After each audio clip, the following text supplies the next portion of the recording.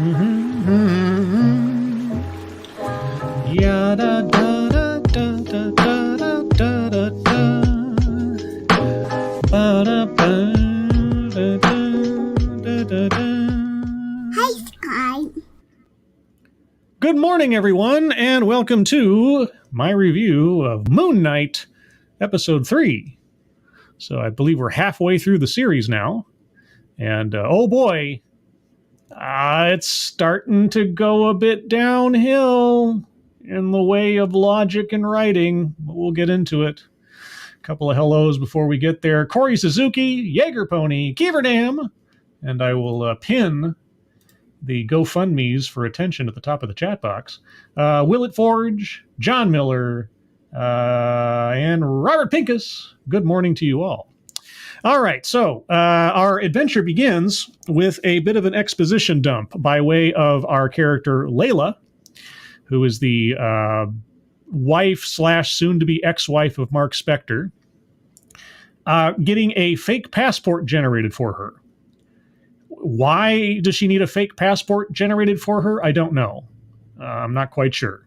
I don't know everything about her background. If it was mentioned elsewhere in the previous episode, I obviously missed it. Anyway, so she's getting a fake passport made for her by apparently some kind of family friend, some old lady. And we have confirmed that Layla is originally from Cairo. So that helps to explain my confusion over her accent wavering in and out of different things in the previous episode. We also, in the course of this fake passport being generated, find out that Layla's father is dead. And Layla's father was an archaeologist, if you can believe it. And Layla is a grave robber with a heart of gold because she steals artifacts from people that already stole them in order to return them to their rightful owners. And the entire time I'm thinking, that belongs in a museum and Lara Croft Tomb Raider. But there you go. Now, I know that Layla is, I guess, ostensibly based on the character of Marlene from the Moon Knight comic books. I don't know anything about the character of Marlene. I don't know if she as well was some kind of archaeologist grave robber character. Either way, my only thoughts as I'm giving this exposition dump on who Layla is and what she does is Indiana Jones plus Lara Croft, or vice versa. But we also find out that Layla's father died at one of his dig sites or in one of his expeditions. Now, if you were paying attention to the previous episode where Stephen, or was that the first episode? No, I guess it was the second episode. The second episode where Stephen is given information that Mark Spector, his other personality, is guilty of having executed some people at a dig site. So basically, it's telegraphed pretty clearly that Mark Spector is responsible for Layla's father's death. It was obvious to me as soon as it was mentioned that her father was an archaeologist and he died on one of his expeditions. I was like, oh, okay. So not exactly any kind of mystery there. Spoiler alert, by the way, if you haven't seen this episode, this is nothing but spoilers. And I'm still confused as to why she needed a fake passport to get into Cairo. I guess she's on the run. That's the only thing I can think of. And this fake passport is generated in real time as we watch this little bit. So in the, 3-4 minutes that we watch this little scene with her and this old lady who apparently is a friend of the family or knew her father or something. So in 3 minutes time, she generates a completely passable fake passport to get her to Cairo from London. Okay. The only useful information we have there is that Layla is a black market artifacts dealer, which might lead into connections with Falcon and the Winter Soldier and Madripoor and the Power Broker, but we'll get into that as we go. Anyway, we get the Marvel logo, and then we're in, Egypt, and Harrow and his following of followers are marching off following the Scarab. Remember the Scarab. Remember this very important, magical, ancient artifact that everybody was after and was very famous, right? Just remember this. If you haven't already forgotten about it. because other characters in this episode will forget about this very shortly. Anyway, so the Scarab has now pointed them at the location of Amit's tomb. Amit being the god of justice, or in whatever case, preemptive justice, the god of Minority Report, for the sake of this universe. And they're going to dig up Amit and reestablish her in the Pantheon, etc. So Harrow and his followers are all happy. They found a thing. Then we cut to a rooftop chase action scene. Mark Spector is running across rooftops chasing these three guys, who apparently just killed this guy, who you can see kind of down on the ground here. And that was the guy that Mark wanted to talk to. But these three guys killed him for some reason, and killed him with no blood on their knives, because that's how knives work. Anyway, so Mark needs information from the guy that's dead, so now he's going to have to talk to you instead, he says. And they're like, "You're too late." And I don't know, this mustache is just ridiculous to me, you know, and of course, green screen background and everything. So we have a rooftop fight, hand-to-hand, where they got knives and he doesn't have anything. Now, the interesting thing about this fight is that over the course of it, Mark gets the opportunity to seriously wound and or kill one or more of these guys. But he stops himself. It's like he's having a struggle with having to kill or having to do something really, really violent, which is bizarre, given previous actions that he has taken. In a couple of instances, or at least in one dramatic instance here, let me see if I can find it. Yeah, they're fighting. And Mark catches his reflection in the knife, and Steven, from the reflection, starts telling him to stop. So, on two levels, apparently, Mark is having a crisis of conscience on going all the way in his violent acts to either kill these guys, either with himself or with Steven being the angel on his shoulder. And as a result of Steven stopping him, Mark goes into his fugue, and now it's his turn to wake up where he doesn't recognize where he is, and suddenly he's in a taxi. And the taxi guy's like, "You told me to take you to the airport." And Mark's like, "Where am I? What's going on?" And then suddenly he sees the guys he was just fighting, walking out, except they're less one guy. So one guy's missing. I don't know what happened to that guy, I don't think. And so Mark jumps out of the cab and starts chasing these two remaining guys through the market. Chase. And then we get to another point. Oh, there he is. Okay. So anyway, we get to another point where he's got them cornered and he's trying to find out who they are and what they know. And then Steven stops him. And then Mark goes into another fugue. And suddenly he's standing over the dead bodies of two of the guys and having stabbed the other guy. So one guy's dead. He killed the other guy. And Mark's like, "Steven, what did you do?" And Steven's like, "I didn't do that." Now, for those of you that don't know, there are three prominent Moon Knight personalities. You've got Mark Spector, Stephen Grant, and then there's Jake Lockley. And Jake Lockley is a personality we have not yet seen in the show. However, there have been indications of things that have happened to say that Jake Lockley has taken over the body at one point or another. Little instances of behavior and things that don't make a lot of sense for Mark to have done, but maybe Jake to have done. Jake was sort of the bad guy, Lothario, womanizer, I think, of the whole bunch. He was more, of the three, he's more of the innately villainous. And so anyway, it could have been Jake Lockley that actually killed these two guys. And now, so Mark, in control of the body again, takes a hold of the youngest of the three, and he holds him over a cliff because Khonshu has told him he'll talk, hold him over the cliff. And so he holds him over the cliff, but this kid, he calls him a kid, I don't know how young he actually is, he says, basically, "All bless Amit" or something, and he cuts his own little scarf and he falls to his death. And so Mark still thinks that Steven just killed these guys and everything. And Steven's like, "I didn't do this." And he says, "You're the one going on a killing spree." So it could be that Steven is watching what's happening with the body, but doesn't know whose personality is in control at any one time, or he doesn't know who Jake Lockley is or something.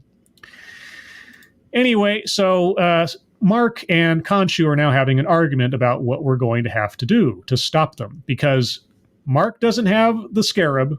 Harrow is digging up Amit, and they need to find out where Amit is. And somehow Khonshu doesn't know how to find Amit, I guess. And so Mark's like, okay, well, I've done everything I can.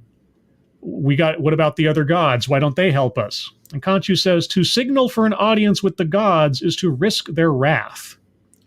Because if you recall, or you may or may not recall, the lore of this show is that Khonshu is basically the black sheep of the family. He's effectively been exiled from the big, corporate board of gods in the Egyptian pantheon. So he's on the outs with the other gods. And so in order to gain an audience with them, he has an idea. And he says it's a bad idea. And so Khonshu summons a solar eclipse. He makes the moon out of nowhere cross in front of the sun because, magic. And Harrow and everybody else on the planet apparently notices this, and Harrow understands what's going on. And he says something to the effect of Khonshu must be very desperate to be taking this move. And he says, keep digging, no matter what happens, keep digging. And so after the eclipse has passed, Khonshu tells Mark, okay, well, so what's going to happen is a portal is going to appear at every point around the world for each of the gods' avatars. And this portal will take them to a meeting place. And a portal appears for Mark. And he says, what we're going to do is we're going to make a case against Harrow. So here, this is a very important part I want to bring up here. Okay. So Khonshu has summoned a meeting of the gods through a vulgar act of godly magic, let's say, in order to bring a case against Harrow that the gods intervene and stop Harrow from summoning or resurrecting Amit. That is the plot here. So a portal is summoned, Mark walks through, and he ends up in this grand sort of meeting hall thing that is purportedly in the middle of the Great Pyramid at Giza. And presently, different people from different places around the world with different accents, some Irish, some African, I believe. I can't tell some of the others. But anyway, this one lady shows up, and she is the avatar of Hathor. And Hathor is the god of art and music, I think it is. And there's some, I don't know, Egyptian folklore or, mythology. I think there's some indication that Hathor and Khonshu had some kind of past relationship or something. Anyway, so Mark makes a brief conversation / connection with Hathor lady, or Yatzil. And she warns him that it's going to feel funny at first. And he's like, what's going to feel funny at first? He says, you'll know it when it happens. And so then all the other god avatars show up and basically are sitting on council over whatever Khonshu has to say. And so you've got the representatives of Ra and Osiris and so on. I think we only get the name and the designation of this lady. I'm not sure we're ever told who represents who on the council. But anyway, so yeah, in attendance, Horus, Isis, Tefnut. I thought Ra was in here. Osiris and Hathor, or maybe Ra wasn't in there. Anyway, he says, you've been banished once for nearly exposing us, Khonshu. Exposing us. I don't know what that's supposed to mean. He says, but manipulate the sky again, and we will imprison you in stone. And then Khonshu takes over Mark's body and starts talking with this very dramatic voice. I was banished for not abandoning humanity. And then the guy says, we have not abandoned humanity. Humanity abandoned us. And I'm like, well, if humanity abandoned you, but you also don't want to be exposed, why wouldn't you want to be exposed for humanity to believe in? there's a very strange dynamic going on here that I'm not quite sure I understand. And I could chalk it up to, oh, this is all weird, godly stuff that's outside the realm of this show. It just seems a little bit contradictory. Anyway, so they start berating him a little bit for his past actions. And he says, avatars are not enough. We need the might of gods to stop what's happening. And I don't know who this guy represents. Says the avatars that remain here are simply meant to observe. So apparently that is the big conflict, that the avatars of all the other gods are just observers on Earth, whereas Khonshu takes a direct action in human affairs by having his avatar run around and being a justice bringer, I guess. Anyway, so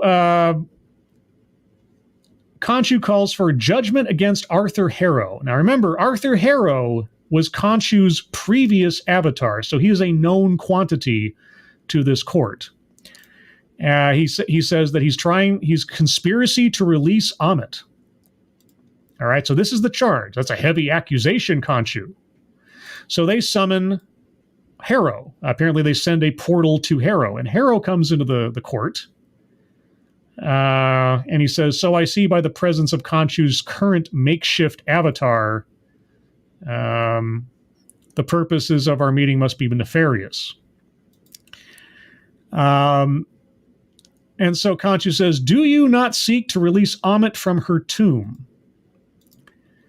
And Harrow says something to the effect of, if visiting, I'm just visiting, and if visiting the sands were a crime, then the offenders would be in a line as long as the Nile.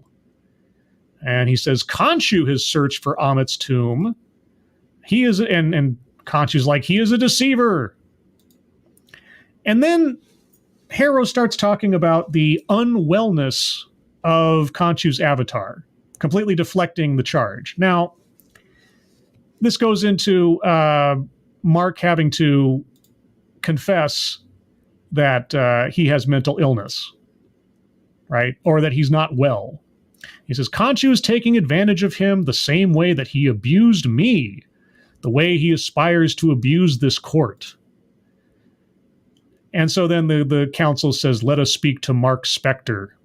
And Khonshu goes away, and they ask, are you unwell? And he's like, yes, I am unwell. I am unwell. And so they kind of dismiss everything. And the entire time that I'm watching this scene, I'm like, why aren't you bringing up the scarab? Why don't you have the gods ask Harrow about the scarab? The magical scarab, the thing whose only purpose in the entire universe is to direct someone to Amit's tomb. Why don't you bring up this? Remember the scarab? It is never brought up. Never brought up. And he says, I am unwell, but that doesn't change the fact that this man is. And then here's and he kind of has a little bit of a breakdown. And then the Hathor lady, she says, this is a safe space for you to tell us if you feel exploited by Khonshu. And I cannot help myself after 5 or 6 years of rhetorical conditioning. When someone says this is a safe space, I go like, uh-oh. But either way, whatever. Do you feel exploited by Khonshu? And he says, this is not about my feelings. I'm not the one on trial here. He is. This is about how dangerous he is if you would just listen for a second. And the guy in charge says, this matter is concluded. I don't know if I can fall on the right frame here. But the guy in charge says Harrow has committed no crime. And I'm like, wait a second. Khonshu uses vulgar godly powers, and this is enough to signal the council. I'm just going to call him the council. I know there's an official word for him, but I'm forgetting it right now. He uses vulgar godly powers to signal the council that he wants a meeting.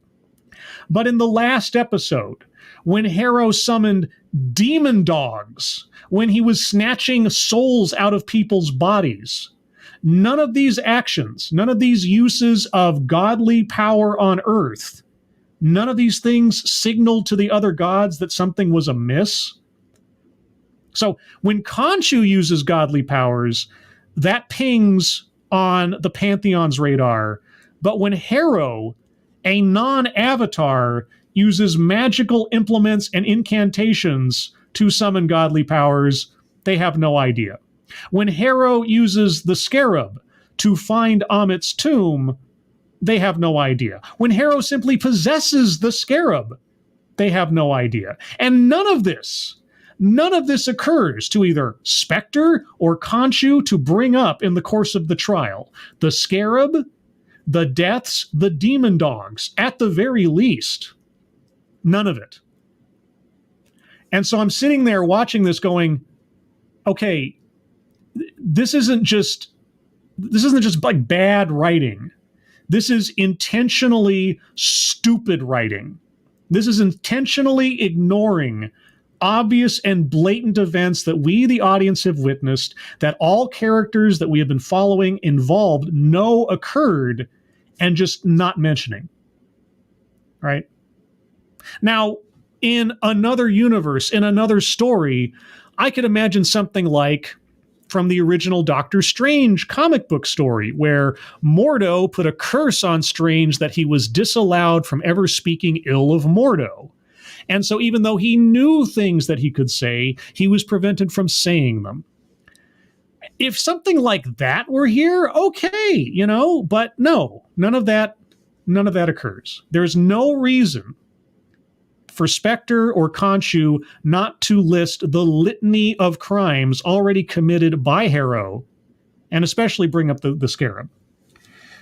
And this, I think, speaks to what is going to be an ongoing problem, and is an ongoing problem in the comic book universes where they use and establish supernatural powers and magic. And this is something that the comic books always ran into as well, especially with Doctor Strange as the most extreme example. Once you start introducing magic, once you start introducing elements that can go beyond the natural world, if you do not establish relatively, and I mean relatively because it's comic book and everything else, relatively understandable rules for how magic works, you're going to paint yourself into a contradictory, hypocritical corner every time. And we're starting to see that here. But anyway, mini rant over with. Anyway, the trial concludes with Mark Spector and Khonshu not getting any satisfaction over Harrow, and Harrow getting away. And so now they're back at square one. But Hathor Lady takes pity on Mark, and I think Khonshu, because of some past relationship or something. And am I not streaming? I wonder if Scribelight is streaming. Okay. I don't know from random comments in the chat whether or not anybody's hearing me right now.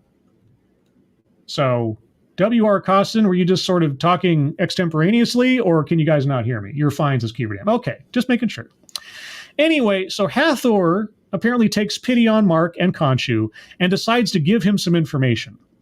She says that there was someone, a real person, a mortal person, who was given the location of Amit's tomb. Amit's tomb was hidden even from the gods, conveniently enough, somehow, some way, for some reason. But the location of Amit's tomb was given to this one guy way back 2,000 years ago, and he kept it in case something went wrong. It was a fail-safe, a backup.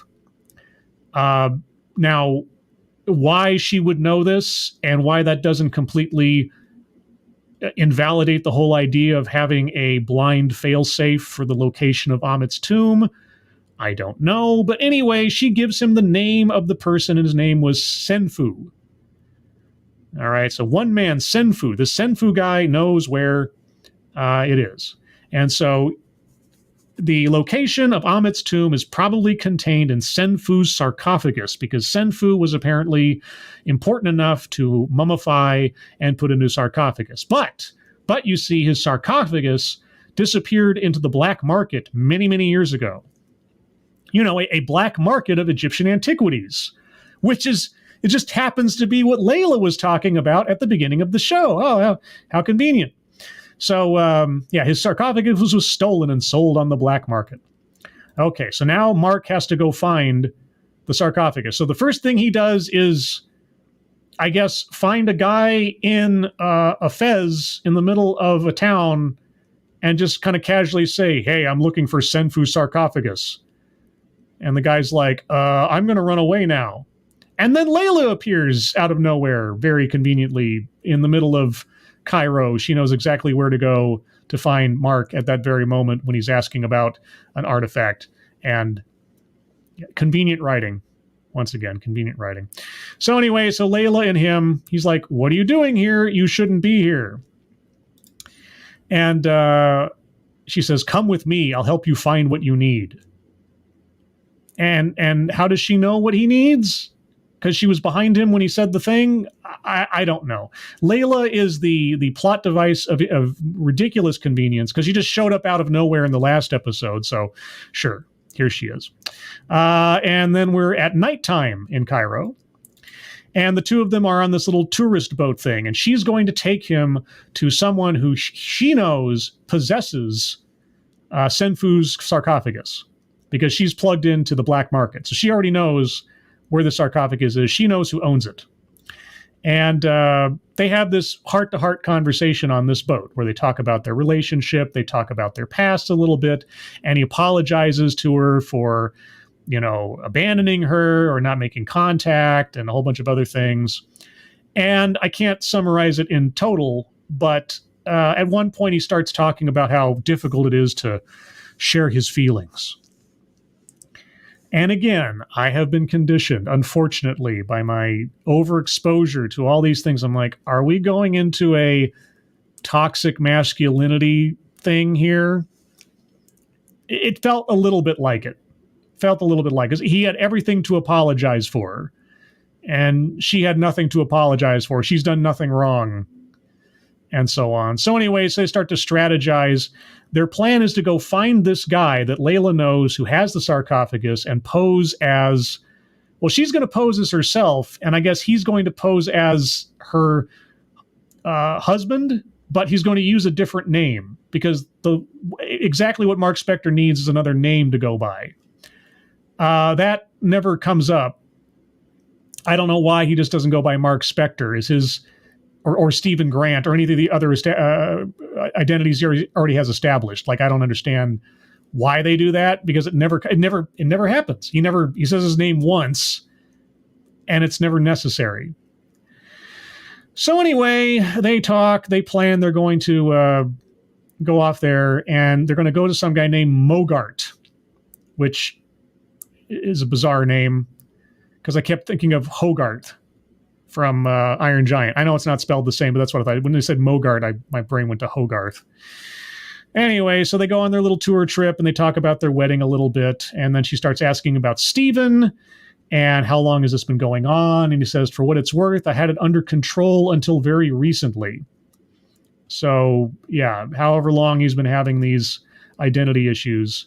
And she asks him, like, what happened to trigger this to go out of control? And he says he doesn't want to talk about it or it's difficult or something. That's when you get into the feelings thing. Yeah, it's like too late to deal with my feelings. So they see some people in a boat behind them and they think, uh-oh, is it Harrow's people following us? Well, if it is Harrow's people following you, maybe you should divert your destination. But no, they continue on.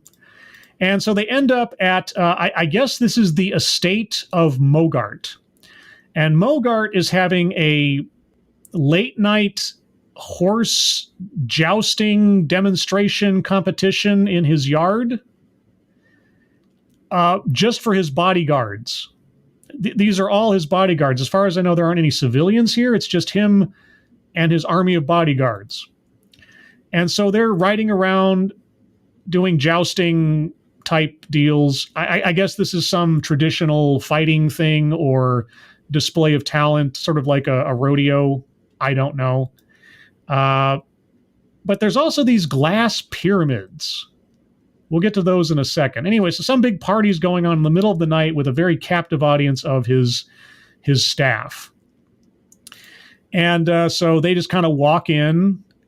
And here you have Gaspard Ulliel. I'm probably mispronouncing his last name, but either way, you may remember him as playing the young Hannibal Lecter in Hannibal Rising, amongst other roles. Well, Gaspard Ulliel, unfortunately, he passed away a couple of months back in a skiing accident. So this is, as far as I know, his last performance in this series. I don't know if this character shows up after this episode. There's an indication that he might not.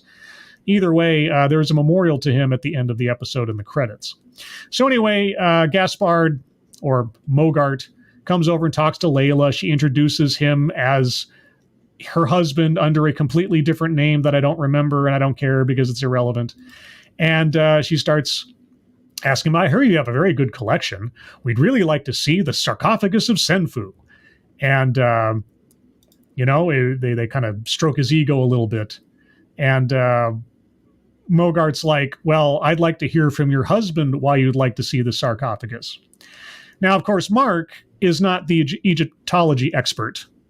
Stephen is. And so Mark can't say anything of note about what is significant about Senfu's coffin that he'd want to see it. He just knows he has to find Senfu's coffin.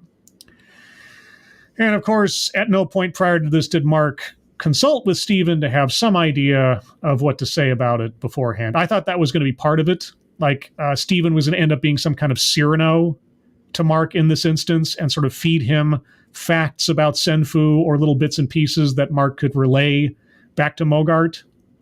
I thought that'd be kind of funny. That didn't happen. So anyway, he just says, I just want to see it. And they're like, okay.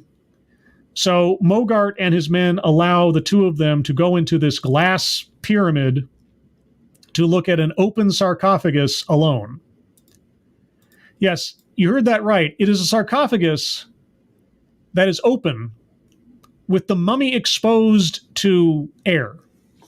Now, I am not an expert in mummification preservation, right? But I have seen a few documentaries in my day about what museums have to go through and what steps they take to preserve thousands-year-old corpses in mummified rags and such. And I'll tell you what, exposing an ancient mummy to the open air in Cairo on just any particular night is probably not healthy for the structural integrity of said mummy. But this is where we're at. So anyway, they start arguing over what to do about this coffin, is that the information on the coffin seems to be legitimate, but Mark still doesn't know what to look for, and Layla's not even smart enough or informed enough to know what to look for. She says we have to get Stephen, who's the expert, super duper expert in Egyptology, especially some kind of expert in, I guess, very obscure individuals. Anyway, so Stephen says, go distract them while I talk to Stephen. And here's Stephen in the reflection above him getting ready to talk. And so they're like, what's going on? Are you going to buy this thing or not? Or what do you want to do? And she just like says, oh, he's just... he's praying. That's what he's doing. He's praying by talking to himself. Okay, so Stephen tells Mark that what's going on here is that there's a code. There's a code that has to be broken. And this code is imprinted on these pieces of cloth that are just loosely laid on top of this 2,000-year-old mummy. And so Mark just starts picking up these pieces of cloth with all these stars and lines and things on them and starts folding them and bending them and putting them together as Stephen instructs him to do. And then the guys are like, what the hell are you doing? And they pull guns. And Mark's first reaction, if I can find it here, was to grab the guy's gun. So he grabs the guy's gun in a sort of Taken move, like have Taken, or what am I thinking of? Equalizer. If you saw Taken or the Equalizer, you saw somebody like holding a gun on you and then they flip it around and steal the gun from them. Yeah. But then everybody else holds guns on Layla, and so he drops the gun and he's like, okay. And they're like, what the hell's going on here? Who are you? What is this all about? And before they can do anything else, guess who shows up? Harrow. Oh, Harrow's here, of course. And so Harrow's like, hey, guy, I don't know. I'm another stranger walking onto your property out of nowhere with my own bodyguards, or maybe he's by himself. It's hard to tell. And I'm going to offer you something more tangible. And he holds up the scarab. Why settle for a clue when you can have the treasure? Now, maybe I missed it, but at no point that I can tell was Mogart or whatever his name was he indicated to be someone else who was looking for Amit's tomb. He was just a super duper rich guy who collected artifacts on the black market. But apparently Harrow's showing up with the scarab floating there, which is something that really doesn't make a lot of sense unless it's magic in this world, or I guess maybe a magnet trick. Anyway, so he walks up to this guy out of nowhere and he starts saying things, and suddenly I'm just going to call him Gaspard because I can't remember the character's name, all this, even though I've said it like 3 times now. Gaspard just sort of like ignores Layla and decides to believe or go to Harrow. And Khonshu's standing over all this going like, kill them, give them what they deserve. And so Mark's just standing there like not sure what to do, or he's waiting for permission, or I don't know. And then Harrow starts using magic to impress Gaspard. And then he uses the magic to destroy the sarcophagus. But he basically just like crushes it somewhat. And then all of a sudden we get into our big fight, right? Mark turns into Moon Knight and the big fight starts. So remember how Mark was holding back on killing anybody earlier? And Steven was kind of talking him down from killing people? Yeah, that kind of stops here. He starts throwing his moon blades at people into their chests and everything. Layla shoots and kills a couple of guys. And then again, this goes back to what we had happen in the Hawkeye series. The Hawkeye series, for those of you that didn't watch it, one of the underlining themes of that show was Hawkeye, actual Hawkeye Clint Barton, being very, very melancholy and solemn about all the killing that he did during the time that he thought his family was dead. Well, his family was dead, but until the death of his family was reversed by the snap. And then his protege, Kate Bishop, is not like him, and he keeps telling her how you don't want to be like me. You don't want to end up like me. And Kate Bishop is supposed to be sort of like, the better half of Hawkeye. And then in the middle of the second or third episode, she shoots an explosive arrow and at least kills 2 people in a truck, which is never brought up. It's never brought up that Kate Bishop killed 2 people. And so we have this theme in this episode of Mark apparently trying to change his completely violent and murderous ways.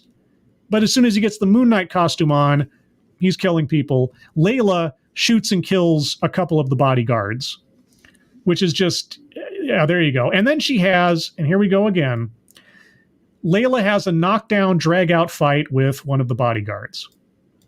Let's see if I can find the frame here that gives us a...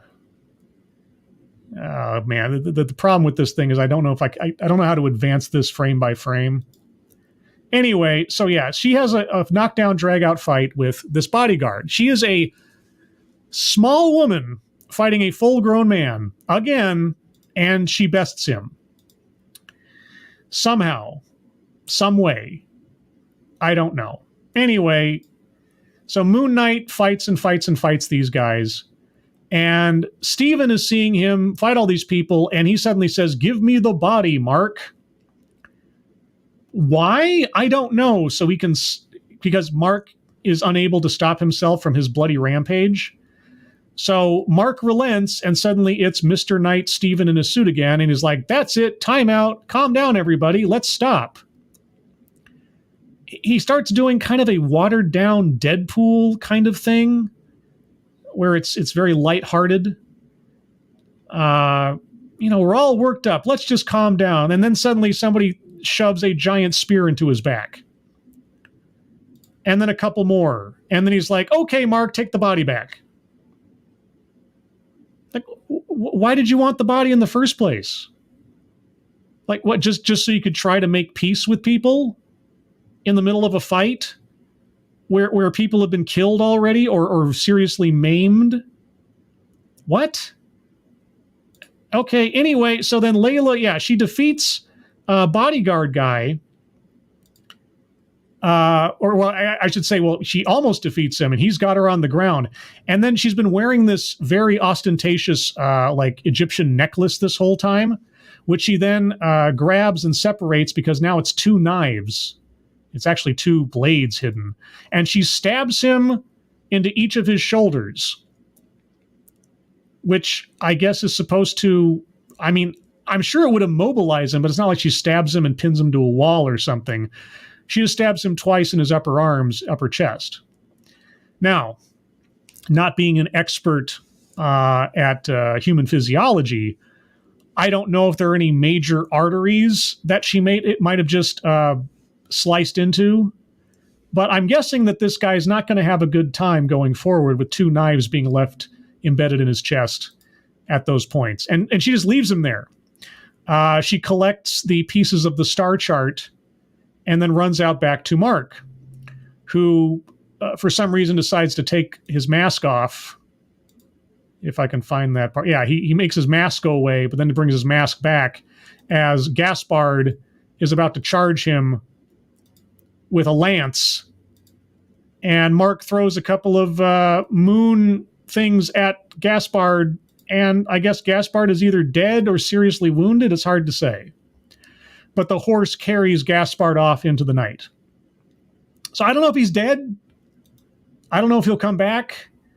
He wasn't a very interesting character because they gave him nothing to do and there was no time to establish anything other than I am guy that owns thing you need.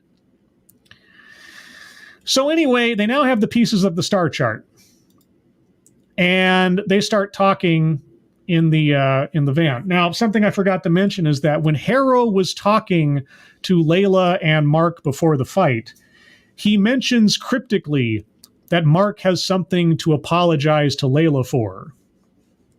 He doesn't say what. And of course, anybody who's been paying attention knows that, well, Mark killed Layla's father. So, yeah, that's just hanging over the heads of everything. And Mark sort of knows this and isn't saying anything. And she's like, what was Harrow talking about?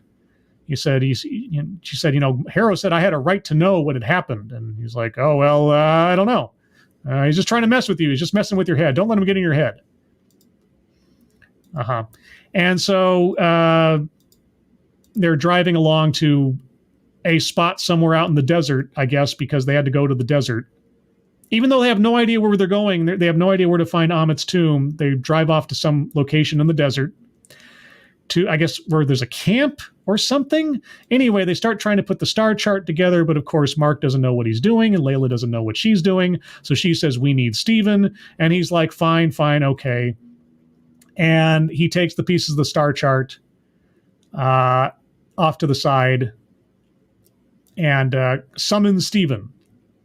So he goes into this his fugue, and suddenly he's Steven. Now, the one thing about this transformation that doesn't occur with the other ones is that when he switches over to Steven, his eyes don't go up in the back of his head as every other instance where this has happened before. He just kind of looks up and suddenly it's Steven. Now, I will credit Oscar Isaac for, again, the differentiation between characters and how quickly he can switch. He goes from, American accented Mark Spector to sniveling, a little bit of, I guess, Cockney, British accented Stephen. And it happens, like that. And it's impressive. I've done some acting in my time using accents and things. It's not that easy to do, but both in his accent and his bodily, how he carries himself. He has a very distinct way of being one character versus the other, and they are very noticeable. If you've ever seen that clip from, I think it was Superman 1 or 2 with Christopher Reeve, where he's, Clark Kent and then he takes off his glasses and his posture changes, and all of a sudden he's a completely different character. He hasn't said a word, but it's going from Clark Kent to Superman, and it's like a transformation right before your eyes. It's that kind of acting, and I really do appreciate that. For everything else about this episode, the acting is not bad per se. Anyway, so Steven comes out and he starts putting together the star charts, and he starts telling, Layla, hey, Egyptians invented modern navigation. Egyptians invented modern navigation? Did they? What? I mean, were they the first to use stars to navigate? I don't know. Scribe himself has no idea of the history of using stars to navigate, but he implies that Egyptians invented modern navigation. Whereas I think modern navigation has more to do with GPS and such. But anyway, moving on, he creates his star chart, which is conspicuously also in the shape of a star, because I guess that's how that works. Anyway, so we get a very clumsy information dump that, well, we can use these stars to triangulate the position of Amit's tomb. Like, you can try, huh? Again, I'm not a navigator. You are the navigator. No, I'm not a navigator. I don't know how having stars on one piece of paper is going to tell you how to triangulate the location of a specific spot on Earth in this instance. But Steven has to correct Layla because Layla's an idiot. And he says, well, the thing is, the position of these stars on this piece of paper were from 2,000 years ago. And even though they don't drift a lot as far as we're concerned, stars have drifted over that time. And so if we try to use the stars today to try to find the tomb, we could be miles and miles and miles away from the actual spot. So we would have to know what the sky looked like 2,000 years ago. Now, I don't know about you, but stellar drift. I don't know if that's the actual term. Maybe there's a better term for it, but I'm just going to call it because I'm not informed. Stellar drift is a known thing, as we've just been presented with here, right? It is a calculable thing.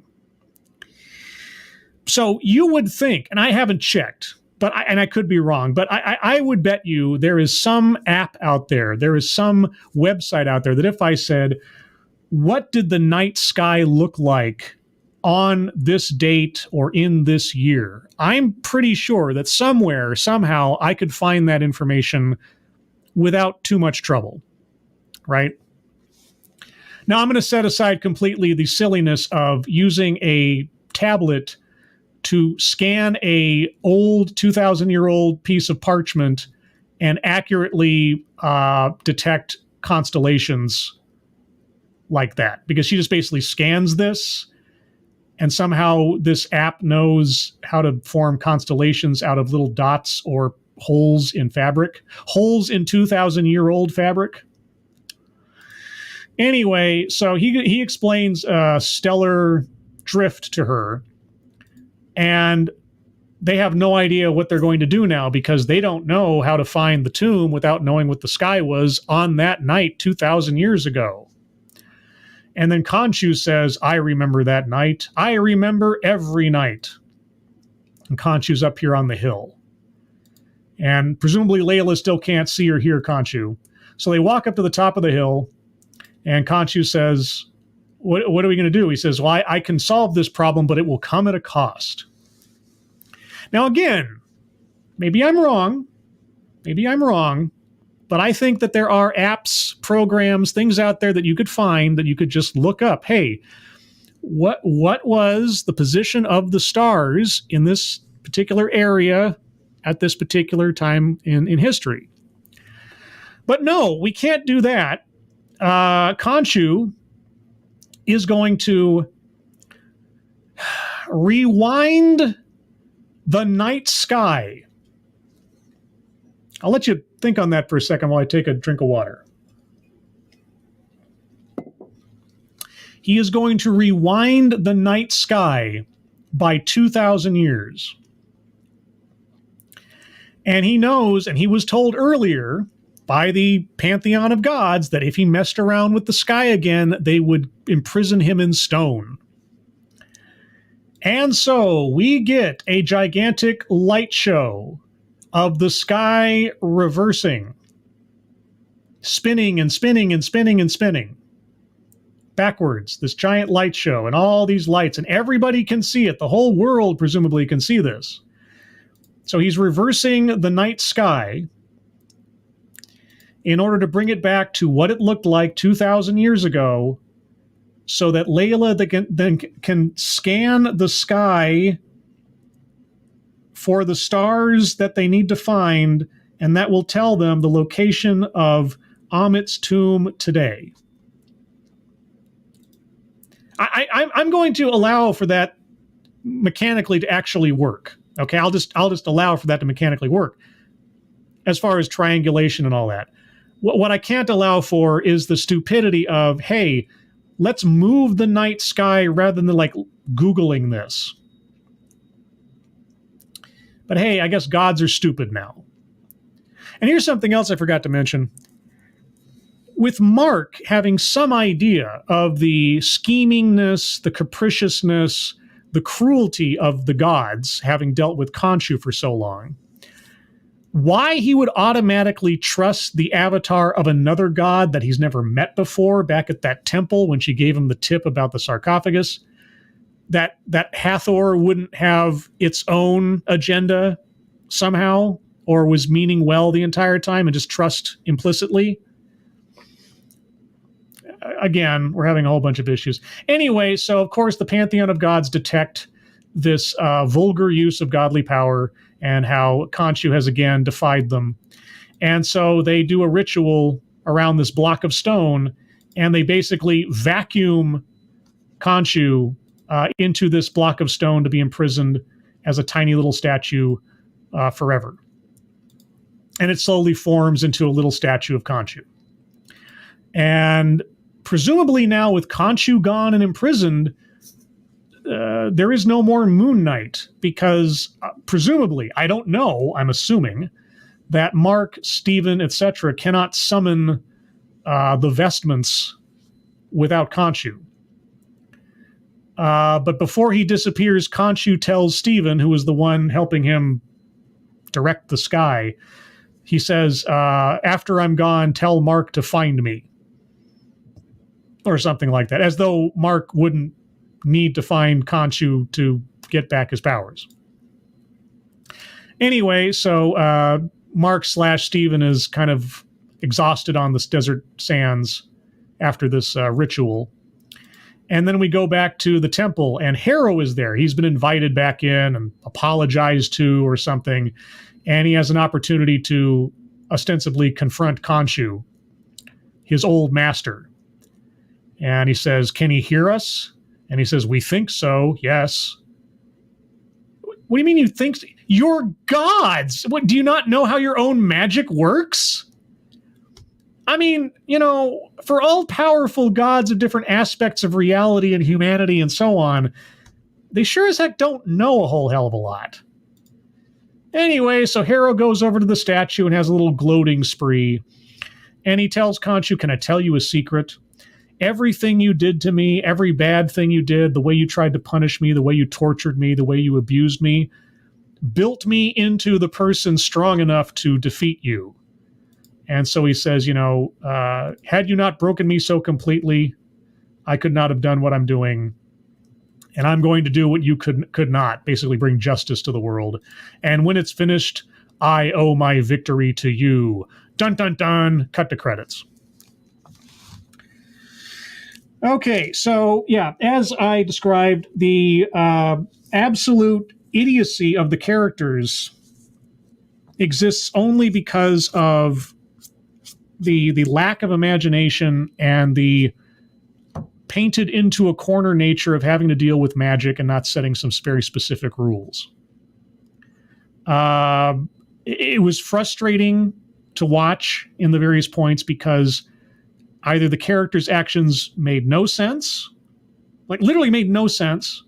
Their actions made or contradicted their own characterization from earlier in the episode, i.e. Mark trying not to kill people, being shocked when he saw dead bodies at his own hand, but then having no problem killing bodyguards, Layla killing a couple of guys by shooting them, and most likely stabbing that one guy to death.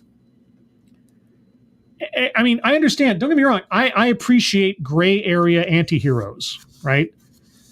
But I have a little bit of a problem with gray area anti-heroes who don't even know their own morality or limits thereof. Like the Punisher. The Punisher knows exactly what he is, and he makes no apologies for what he does, right? And his motivations, his code of honor, that's what puts him into that gray area. But he's not particularly at war within himself as to what he is doing. Unless you're watching the Netflix version of The Punisher, and then it's a whole other bag. But I'm talking about the comic book version of The Punisher. In this show, Layla is fine killing people, obviously. Mark is fine killing people when it's convenient, obviously. And he also has no idea how to accuse someone of a crime of things that he himself has witnessed or knows has happened. And the gods are stupid. Or the gods' ability to tell when the powers of the gods are being used are very, very specifically narrow. So, anyway, there you go. So far in the series, this was the first episode to make me go, And not because, as with other series so far, I've been hit over the head with some ideological message so much. There were hints of that here and there. But I must confess that, as I mentioned, my conditioning for certain words, phrases, and situations over the last 5 years may have me reading between the lines a bit too much. I'm trying to give the show the benefit of the doubt and, confess to my own biases, as it were. But it was sitting on the line in a couple of spots. But even if you set aside any threat of being lectured to in this episode, what cannot be denied is the absolute insult to the audience's intelligence and the absolute reversal of logic the show itself has presented. And so I'm afraid that with this episode, this might signal the deterioration of my appreciation for this show. The first 2 episodes, not bad. Not top of the pops, Winter Soldier level type stuff, but not bad. Kind of liked it. This episode, oh man. So anyway, I'll take a minute or two here for any comments you guys might have. I'll scroll up a bit. And then I will wrap things up. A couple more hellos as I see them. Rick Ashbringer, hello. Burgid, hello. Let's see. So who said what? Ostan, wait, the parchment is only 2,000 years old. That's Rome and Egypt post-Greek Ptolemaic. These are Roman interpretation of Egyptian gods then. They used the 2,000 year ago date when they were talking about how far they'd have to go back to when the stars were correct. So if they got the history wrong, well, that's on them, I guess. I don't know. They called the gods by their right names, right? Osiris, Isis, Khonshu. But they're also comic book interpretations of the gods. So I don't know. Another thing that I have to mention that I didn't know at the time, in the last episode, and this has been pointed out by a lot of people, there was a moment where Harrow was introducing Stephen to his little commune, and he started speaking what was ostensibly in the subtitle said to be Mandarin Chinese, except that apparently they were talking gibberish, like total gibberish. I don't know what happens with that. I don't know if that was intentional on their part. I don't know. But so just as an extension of your question, if this show has gotten something wrong insofar as history or culture, I wouldn't be surprised. Let's see. Payar de Bayar. The costumes from Dune were borrowed by another set and they're added CGI eyes. You mean for the Moon Knight? Maybe? I don't know. Let's see. Genti Maxi makes me think of how Curse the Crying Boy painting might really be. I'm obviously reading these things out of context. I don't know what I'm saying. Septus Woe. So a guy that died thousands of years ago knew the location of the tomb. Who thought that was a good idea? I don't know. Again, it makes no sense that if you're going to have some kind of fail-safe, like Amit was so dangerous that her imprisonment had to be hidden even from the gods, that you would then trust that information to a mortal who would then just basically write down the location of the tomb to be found by anybody. Right? And also, how does the scarab work? Why does the scarab exist? Why is it there? Who made the scarab?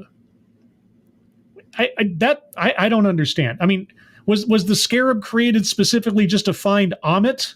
And so when Amit was buried somewhere, it just still did that? And again, maybe this is somewhere in deep background in the Bible for this show and this show's lore. Maybe it's in the comic book I don't know. But a lot of what was said here makes absolutely no sense. Emperor W.R. Costin, sorry to describe this being silly. No, sorry. I don't have any context for some things when I see them in chat, and so I just get a little antsy, especially with my internet issues just before the show started.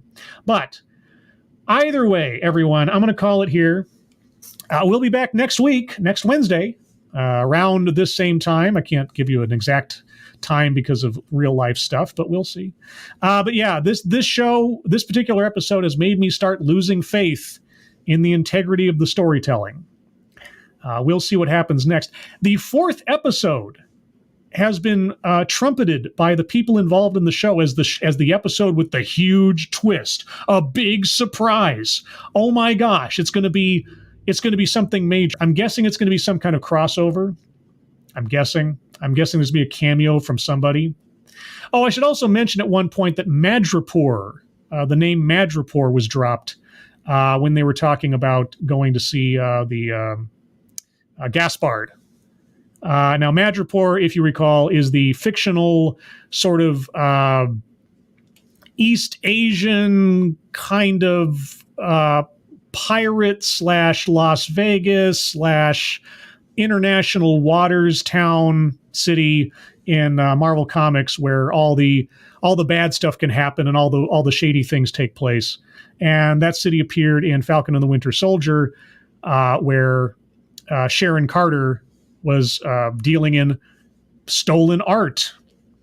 So I don't know if we're going to have Sharon Carter show up in the next episode, somehow connected to the artifacts.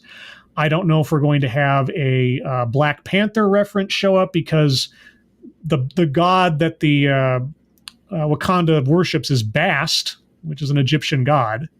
So I don't know. But apparently the fourth episode is going to have something major cool, guys. So I will bring that to you next week around this time. And if you'd like to hear more from me, you can find me here again tomorrow night at 6 p.m. Pacific, 9 p.m. Eastern for TED Excellence, where I will review another off-brand TED Talk for your fun and enjoyment. I call it Enfun. Enunciate. I don't know. Either way, everyone, thank you so much for joining me. Moderators, thank you for keeping an eye on things. Even though everyone here is so well behaved, you have very little to do.